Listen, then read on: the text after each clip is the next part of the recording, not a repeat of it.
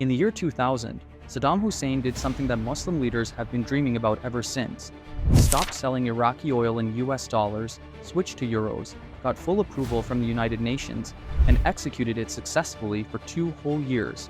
Then America invaded, Saddam was pulled from a hole in the ground, and the very first thing that happened after the invasion, Iraqi oil went straight back to dollars.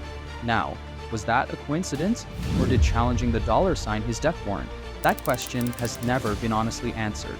And right now, Saudi Arabia, Iran, the UAE, Muslim countries are making moves that look very similar to what Saddam did back then.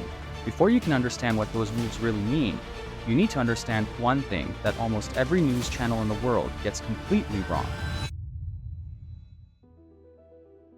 The world burns 103 million barrels of oil every single day. It fuels every car on the road, every plane in the sky, every ship crossing the ocean. If oil stops moving, the world stops working. And because every country on Earth needs it, a massive global market was created. Countries are constantly buying and selling. Some produce a lot, others use a lot, but all of them need it. And someone had to control the currency that market uses to pay. After World War II, the United States emerged as the only major economy left standing. Every other country was rebuilding from rubble. America used that advantage. In 1944, at a conference in a small American town called Bretton Woods, America convinced 44 nations to make the dollar the world's anchor currency. Every other currency would be tied to the dollar, and the dollar would be backed by gold. But in 1971, President Nixon shocked the world. He cut the link between the dollar and gold, completely, overnight. Suddenly the dollar had nothing real behind it. Every country that had tied its currency to the dollar was now holding money backed by nothing but American promises. The dollar needed something new to make every country on Earth want it. And in 1974, it found it. U.S. Treasury Secretary William Simon boarded a plane to Jeddah, officially a diplomatic tour. The real mission was kept secret inside Nixon's inner circle, a private meeting with Saudi King Faisal. The deal was this: Saudi Arabia would price all its oil in dollars and invest the money it earned back into American government bonds, quietly, secretly, hidden from public records for decades. In return, American military protection, American weapons, American support. The deal stayed classified for 41 years, released only in 2016 through a journalist's Freedom of Information request. The cable was real. Saudi Arabia had been secretly holding $116 billion of American debt because Saudi Arabia was the largest oil producer in the world.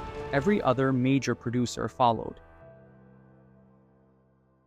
Here is how the system works in practice. Imagine you run the economy of Germany, one of the most powerful industrial nations on Earth, building some of the best cars and machines in the world, but it produces almost no oil. Every factory, every car on the Autobahn, every ship leaving Hamburg, all of it needs fuel that Germany does not have. So every time Germany wants to buy oil, it must first buy dollars. It keeps dollar reserves ready at all times. It structures its entire trade around keeping dollars available. Now multiply that by every country on Earth simultaneously: France, India, China, Brazil, Pakistan, Indonesia, every single one of them, constantly buying dollars just to buy oil. That permanent global demand is what keeps the dollar the most powerful currency in the world. But here's where the system becomes something bigger than just oil. When a Muslim oil country sells its oil, it earns billions of dollars. Those dollars do not sit in a vault. They get invested in American government bonds, American companies, American real estate, flowing straight back into the American financial system. America borrows that money cheaply, uses it to fund its military, its global power, its influence over every financial system on Earth. Then the loop runs again. Country buys oil with dollars. Oil producer earns dollars. Oil producer sends dollars back to America. America stays powerful every single day for 50 years. Muslim countries do not just produce oil. They sit on 79% of the world's proven oil reserves and produce roughly 40 to 45% of global supply. Saudi Arabia, Iraq, Iran, Kuwait, Algeria, Libya, Nigeria, all Muslim majority countries, all core members of the Organization of Petroleum Exporting Countries, the group that coordinates oil production for much of the world. And through the Strait of Hormuz, a 21-mile stretch of water between Iran and Oman, 20 million barrels pass every single day. That is 20% of all the oil the world burns, through one narrow channel, in Muslim hands, yet every single barrel is still priced in US dollars. Why? When a country sells oil, two completely different things are happening simultaneously. The first is the currency it receives in its hand, the payment. This any country can freely change. Saddam proved it. He switched from dollars to euros and nobody stopped him. The second is the currency that oil is actually priced at globally. This no single country, not Saudi Arabia, not Russia, not the Organization of Petroleum Exporting Countries itself. The global price of oil is set through interconnected financial markets in London and New York. Every contract, every transaction, every hedge, all of it runs in dollars. To change the price in currency, you would need every participant in every one of those markets to agree simultaneously. Saddam only changed the payment currency. He received euros instead of dollars. But the price of his oil was still calculated in dollars. When the euro fell against the dollar, the euros Iraq received bought less than the dollars would have. The United Nations documented it. Iraq lost $270 million in exchange rate losses. He changed what landed in his hand, but not what his oil was actually worth, which reveals the insight at the center of this entire story. The dollar is not powerful because oil is sold in dollars. Oil is sold in dollars because the dollar is powerful. The dollar's power comes from something much deeper: the depth of American financial markets, the liquidity of American assets, the legal protections that no other system currently matches. Oil pricing is a consequence of that power, not the cause of it, and the clearest proof is happening right now. In May 2026, the United Arab Emirates, the third largest oil producer in the Organization of Petroleum Exporting Countries, left the group after nearly 60 years of membership. And when you ask why, the answer was not to escape the dollar. It was to earn more dollars faster.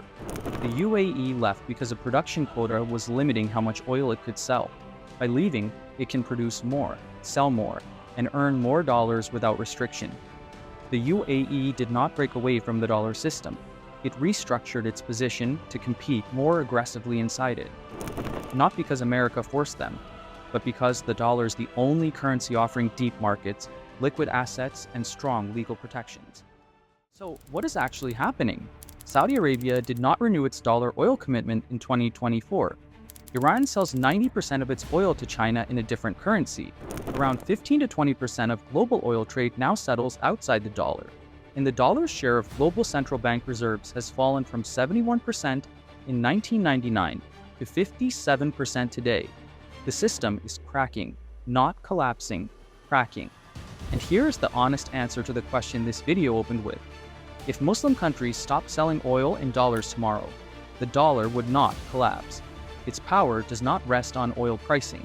It rests on something much deeper that no oil currency switch can dismantle. What would happen is more painful than most people expect, and it would land on Muslim countries first. Switching the payment currency while the pricing currency stays in dollars exposes every oil producer to exchange rate losses the moment their chosen currency moves against the dollar. Iraq proved it.